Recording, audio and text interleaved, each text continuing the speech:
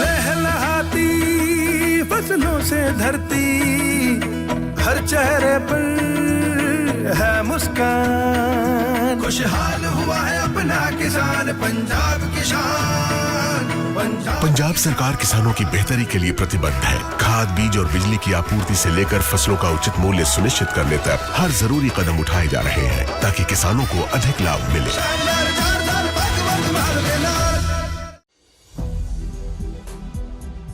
नमस्कार, आप देख रहे हैं 4 PM और मैं हूं आपके साथ सिमरन। दोस्तों, अमेरिका ईरान जंग में एक तरफ दुनिया को लग रहा था कि शायद डोनाल्ड ट्रंप ईरान के साथ इस खूनी खेल को खत्म करेंगे, लेकिन हकीकत इसके उलट है। अमेरिका अंदर खाने एक बहुत बड़ी जंग की तैयारी कर रहा है, क्योंकि आज यूके में अमेरिका के किलर फाइटर जेट्स अचानक उतरे हैं, जिनका इस्तेमाल खास तौर पे जमीनी जंग में होता है। इससे आसार इस बात के बन गए हैं कि ट्रंप जंग से भाग नहीं रहे, बल्कि ईरान को बहला फुसला के गफलत में रखना चाहते हैं। लेकिन इसी बीच ट्रंप को जोर का झटका लगा है, क्योंकि नेतन्याहू ने साफ कह दिया है कि अमेरिका साथ दे या ना दे, हम ये जंग नहीं रोकेंगे। आखिर क्या है इस टकराव के पीछे का सच? आखिर उन किलर फाइटर जेट्स का क्या रहस्य जो चुपचाप ब्रिटेन के बेस पे उतरे हैं?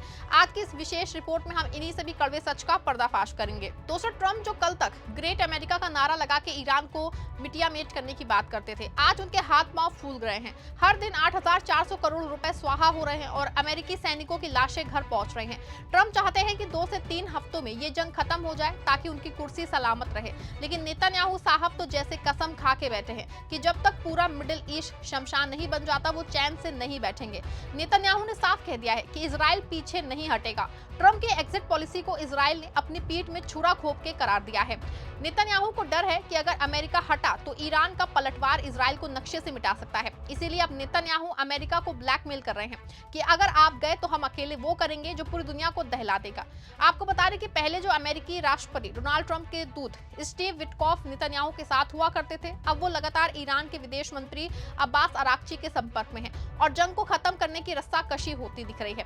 हालांकि ईरान को अब भी यकीन नहीं है कि अमेरिका जंग रोकेगा। ईरान ने एक बार नहीं कई बार साफ किया है कि उसे ट्रंप की बात पर रत्ती भर भी भरोसा नहीं है, लेकिन अंदर खाने की खबर है कि ट्रंप खुद तो इस आग से निकलना चाहते हैं, पर चाहते हैं कि जंग जारी रहे, बस चर्चा और खून दूसरों का हो।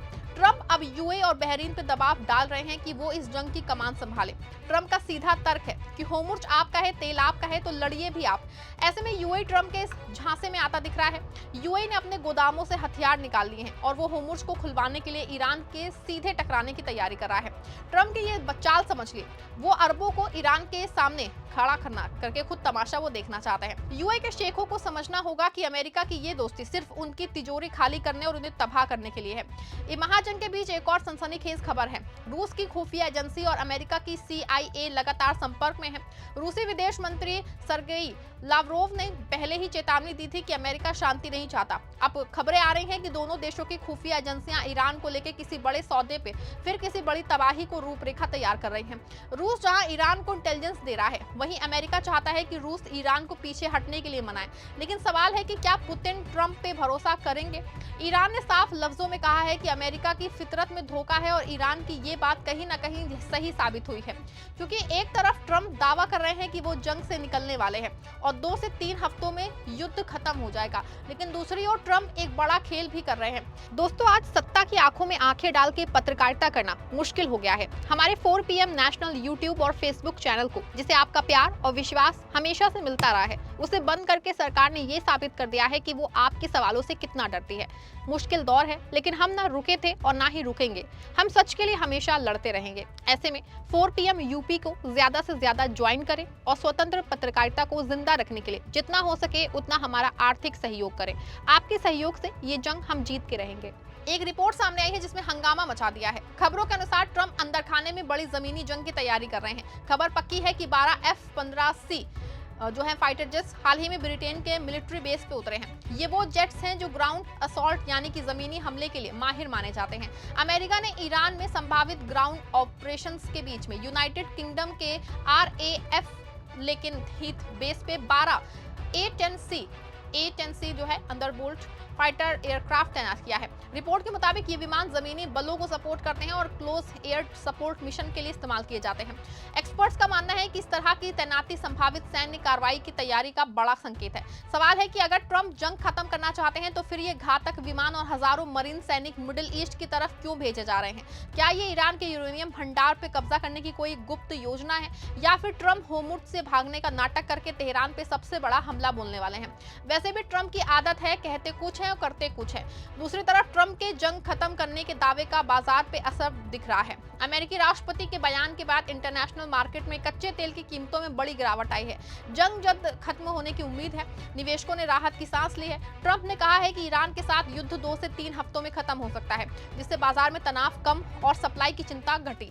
इसके बाद ब्रेंट क्रूड की कीमत तकरीबन 13% गिर के $100 प्रति बैरल के आसपास आ गई है। तेल सस्ता होने के साथ ही वैश्विक शेयर बाजारों में तेजी देखी गई है, जबकि तेल कंपनियों के शेयर दबाव में रहे। लेकिन जिस तरह से अचानक यूके के एयरबेस पे जमीनी जंग के विमान पहुंचे हैं, उसने दोबारा हड़कंप मचा दिया है। अमेरिकी राष्ट्रपति डोनाल्ड ट्रंप ने दावा किया है कि ईरान का परमाणु खतरा खत्म कर दिया गया है। उन्होंने कहा है कि जब ईरान परमाणु हथियार नहीं बना पाएगा, ट्रंप ने मंगलवार को ओवल ऑफिस में कहा है कि उनका मुख्य लक्ष्य ईरान के परमाणु हथियार हासिल करने से रोकना था और ये लक्ष्य पूरा हो चुका है। हालांकि कोई पुख्ता सबूत नहीं मिला है कि अमेरिका या इजराइल ने ईरान के परमाणु ईंधन भंडार को पूरी तरह नष्ट कर दिया है। एक्सपर्ट्स का कहना है दोस्तों कि ईरान के पास अब भी पर्याप्त यूरेनियम मौजूद है। दूसरी ओर जंग के बीच बातचीत के दावों को ईरान ने एक बार फिर से खारिज कर दिया है। ईरान के विदेश मंत्री अब्बास अराक्ची ने कहा है कि अमेरिका को कुछ मैसेज मिले जरूर हैं, लेकिन दोनों देशों के बीच कोई आधिकारिक बातचीत नहीं चल रही है। अराक्ची ने बताया कि उन्हें स्टीव विटकॉफ से सीधे मैसेज मिलते हैं, लेकिन इसे बातचीत नहीं कहा जा सकता। अराक्ची ने कहा कि ईरान को अमेरिका पे रत्ती भर भरोसा नहीं है। 2015 में भी समझौता हुआ था, लेकिन अमेरिका उससे बाहर निकल गया था। ईरान के राष्ट्रपति मसूद पेजेश्कियान ने भी कहा कि अमेरिका सही तरीके से बात नहीं करता है और पहले भी बातचीत के दौरान हमला कर चुका है। ऐसे में साफ है कि ईरान ट्रंप की गढ़ी कहानियों पर भरोसा नहीं कर रहा है। खुद ईरान मानता है कि अमेरिका जंग की तैयारी कर रहा है, लेकिन यही वजह है कि आज ईरान ने अचानक इजराइल पे तगड़ा हमला बोल दिया है। बता दें आपको कि ईरान ने इजराइल पे 1 घंटे के भीतर जो है तीसरी बार मिसाइल हमला किया है। इजरायली सेना के मुताबिक देश की ओर मिसाइलों की एक और खेप दागी गई है। सेना ने बताया है कि तीसरा बड़ा हमला है, जिससे हालात और तनावपूर्ण हो गए हैं। लगातार हमलों के चलते इजराइल का एयर डिफेंस सिस्टम सक्रिय है और मिसाइलों को इंटरसेप्ट करने की कोशिश जारी है। ऐसे में साफ है दोस्तों कि ट्रंप जंग खत्म करने का बहाना लेके अंदर खाने में कोई बड़ी खिचड़ी पका रहे हैं। ये ईरान पे एक बहुत बड़े हमले की शक्ल में सामने आ सकता है। भले ही ट्रंप और नेतन्याहू के बयान अलग अलग दिख रहे हो, लेकिन कड़वा सच है कि ये दोनों खून के प्यासे हैं। इन्हें अपनी ताकत के दम पे छोटे देशों के लोगों को कुचलने में मजा आता है और यूएई जैसा मुल्क अब इन लोगों की घटिया साजिश का शिकार होने जा रहा है। आपको क्या लगता है कि यूएई को अमेरिका की इस जंग में कूदना चाहिए? क्या नेतन्याहू की जिद इजराइल को ही ले डूबेगी? अपनी राय कमेंट में दीजिएगा और वीडियो को लाइक और शेयर करिएगा।